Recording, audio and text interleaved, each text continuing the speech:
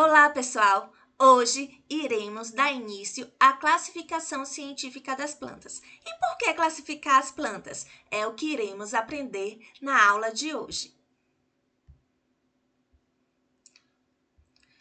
Na aula anterior, a gente já começou a falar sobre as características gerais dos reinos das plantas, como é que são os tecidos dessas plantas, quais são as características celulares. Nessa aula, nós iremos entender por que os cientistas classificam as plantas. No planeta Terra, há uma grande diversidade de plantas, com as mais variadas formas e ocupando os mais diversos ambientes.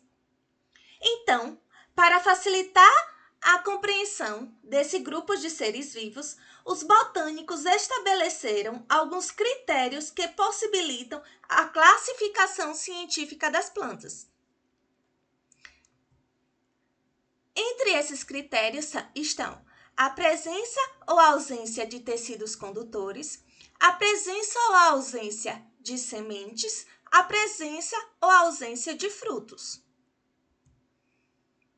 Então, a gente vai analisar um pouco esse mapa conceitual aqui. Então, as plantas, elas podem ser classificadas em avasculares, ou seja, quando ela não possui tecidos condutores de seiva. Lembra na aula anterior que a gente falou que existem tecidos condutores de seiva, né? Xilema e floema. Um conduz a seiva orgânica e outro vai conduzir a seiva mineral.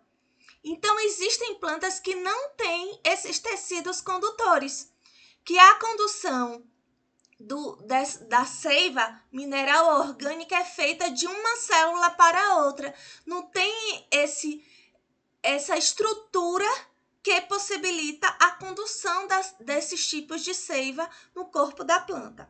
Então, existe um grupo de planta que não tem tecidos condutores, que são chamados de briófitas. A gente vai falar um pouquinho mais sobre ela mais em frente. E existem plantas que apresentam esses tecidos condutores. Os demais grupos de plantas apresentam tecidos condutores, ou seja, nós chamamos de vasculares. Avasculares quer dizer que não tem tecidos condutores. Vasculares quer dizer que tem tecidos condutores de seiva. Esse A aqui, pessoal, de avascular, significa não, então não vascular. Não tem vasos condutores, não tem tecidos condutores. Aqui, esse vascular quer dizer o quê? Tem tecidos condutores, tem vasos condutores de seiva orgânica e seiva mineral.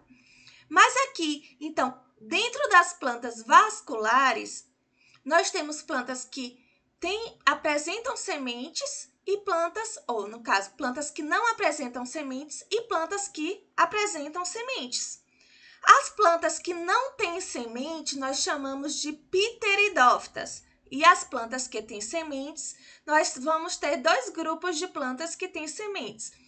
Uma que tem sementes que estão protegidas por frutos, que nós chamamos de angiospermas, e outras que têm sementes que não estão protegidas por um fruto, que nós chamamos de gimnospermas.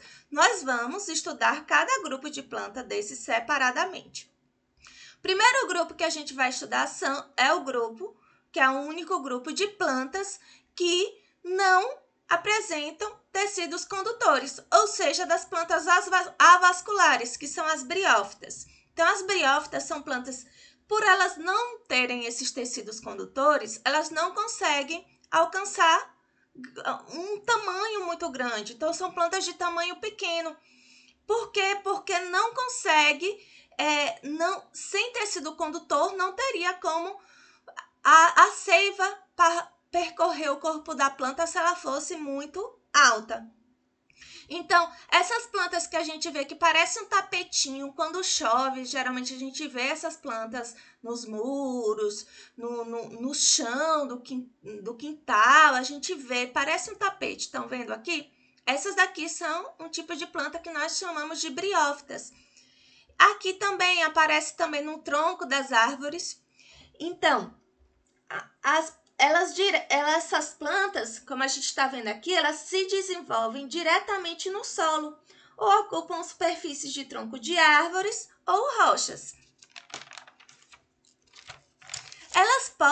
Nós podemos chamá-las de musgos, que é um tipo de briófita, antóceros, que já é esse outro tipo de briófita aqui. Essa que parece um tapetezinho, nós chamamos de musgo.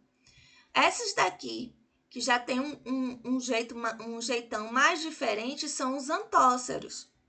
E aqui são as hepáticas. Essas são as plantas que fazem parte do grupo de briófitas que o pessoal mais conhece.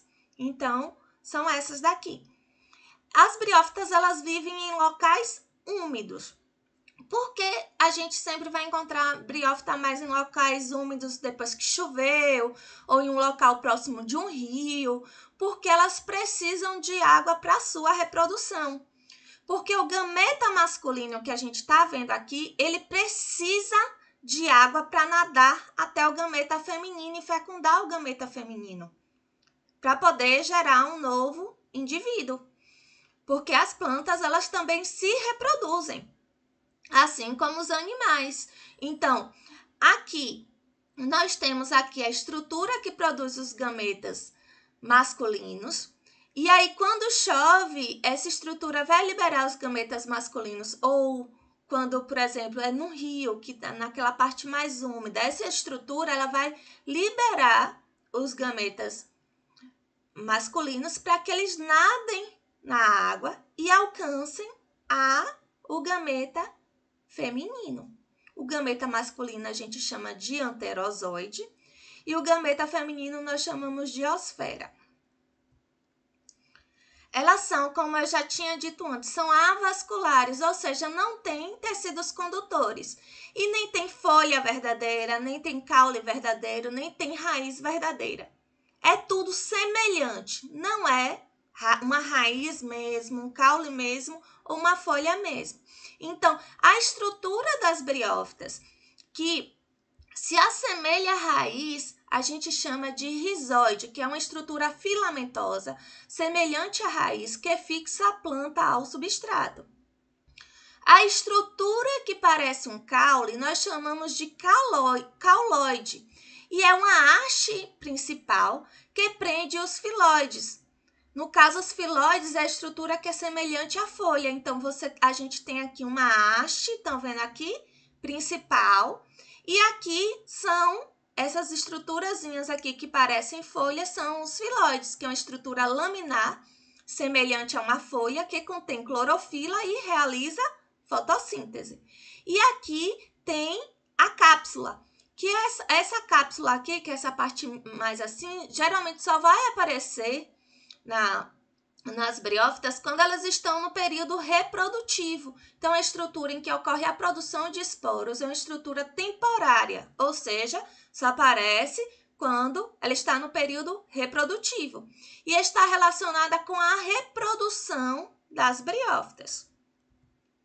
Agora, o outro grupo que nós vamos estudar já é o grupo das plantas que tem vasos condutores de seiva. Ou seja, tem xilema e floema. São as plantas vasculares. No caso, o primeiro grupo de plantas vasculares que a gente vai estudar são as plantas vasculares que não têm semente. As briófitas também não têm semente, também não têm flores, também não têm frutos. Nem caule verdadeiro, nem raiz verdadeira, nem folha verdadeira. As pteridófitas, elas já começam a aparecer essas características. Elas já são vasculares, no entanto, elas não têm nem flores, nem frutos, nem semente, não produzem essas estruturas. Então, aqui nós vamos ter essa estrutura aqui mais abaixo, que é o caule. Aqui as folhas. Essas folhas vão ter pequenas folhinhas nelas, que nós chamamos de folíolos. E essa raizinha aqui que está aderente ao caule. O caule das pteridófitas, que são essas plantas vasculares, ele está no solo, abaixo, ele é um caule subterrâneo, porque ele está abaixo. O que a gente vê de estrutura das pteridófitas são só as folhas, tá? E aí, aqui um exemplo de pteridófita que a gente sempre vê, que é uma coisa que é mais conhecida, que é uma planta mais conhecida das pteridófitas, é a samambaia. Então, as pteridófitas, elas vivem também em locais úmidos e sombreados, assim como as briófitas. Por que elas vivem em locais úmidos e sombreados? Porque elas também, o gameta masculino, ele também precisa de água para nadar até o gameta feminino. Então, o anterozoide, que é o gameta masculino, ele nada até a osfera, que é o gameta feminino. Então, as pteridófitas, elas também precisam, geralmente a gente vai encontrar em locais úmidos, em locais sombreados, em um local muito, muito seco. A gente não encontra, porque isso aqui iria desidratar as estruturas reprodutivas dessas plantas e elas iriam morrer. Então, geralmente, a gente vai ver mais no período chuvoso ou em locais próximos de corpos d'água, ou em uma floresta que é muito úmida, em locais úmidos, tá? Exemplos de pteridófitas, como eu já falei anteriormente, samambaia, mas também nós temos as avencas. Se a avó de vocês criarem algumas plantinhas, alguma coisa assim, vocês forem lá olhar, geralmente, sempre vocês vão encontrar uma samambaia, uma avenca. Tem essa daqui também, que é a cavalinha. Como eu disse, o caule das pteridófitas, ele é subterrâneo, ou seja, ele é horizontal e ele é subterrâneo. O que a gente está acostumado a ver de caule? É um caule vertical, um caule em pé, né? Esse caule não, ele é horizontal, ele é um caule que é deitado e ele está abaixo, né? Ele está no solo. É um caule subterrâneo. E desse caule é que vão partir as raízes, tá? E o que a gente vê são as folhas. Então, esse tipo de caule que é subterrâneo, tá? E é horizontal, nós chamamos esse tipo de caule de rizoma, tá? A estrutura reprodutiva das pteridófitas tá aqui, ó. A gente chama de esporos. Essas estruturas, elas produzem esporos. Esses esporos, quando caem, geram um novo indivíduo. Aqui, se vocês tiverem curiosidade e tiver uma samambaia aí na casa de vocês, e se ela tiver em período reprodutivo, vocês vão olhar na parte de baixo da folha dela e vocês vão ver pequenas bolinhas marrons, que aqui cada bolinha dessa cheia de esporos, tá?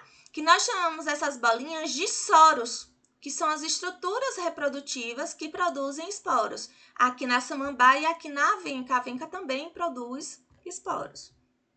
Então, é isso. Até a próxima aula. Deixe nos comentários se vocês tiverem alguma dúvida. Bons estudos e até mais.